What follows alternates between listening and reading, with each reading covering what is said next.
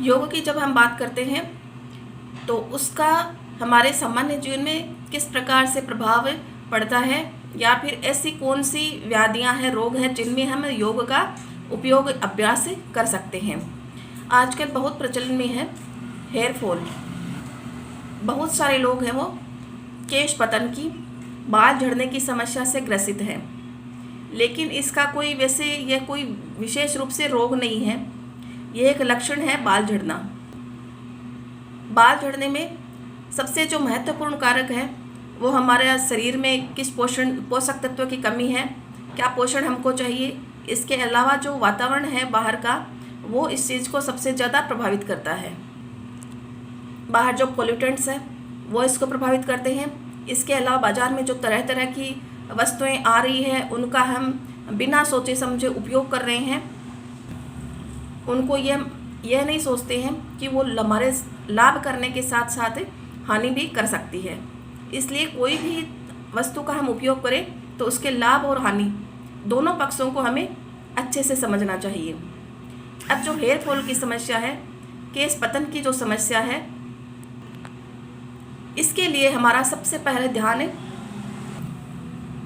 अपने सामान्य स्वास्थ्य की ओर जाना चाहिए, अपने पोषण की तरफ जाना चाहिए। क्या हम सही पोषण ले रहे हैं, हमारे पोषण में कहीं कोई कमी तो नहीं है। अगर ऐसा लगता है तो आपको स्वयं अपने पोषण में सुधार करना चाहिए। कहीं आप अपना भोजन है वो कहीं छोड़ तो नहीं रहे हैं। आप सुबह का नाश्ता, दोपहर का भोजन और शाम का भोजन अव्यवस्थित तरीके से कर रही हैं, उपयुक्त तो उसमें पोषण युक्त चीज़ों की पूर्ति हो रही है। सबसे पहले आपका ध्यान है वो इस चीज़ पे जाना चाहिए। इसके अलावा ये देखना चाहिए आपके आसपास का जो वातावरण है वो दूषित तो नहीं है, शुद्ध है। आप शुद्ध हवा ले रहे हैं, शुद्ध जल ले रहे हैं और शुद्ध अन्न ले रहे हैं। इस चीज़ पर आपका सबसे पहले ध्यान होना चाहिए। अगर ये चीज़ें सही नहीं हैं तो उनको सही कीजिए, और अगर सही है तो आपका ध्यान है वो अपने वातावरण पर जाना चाहिए।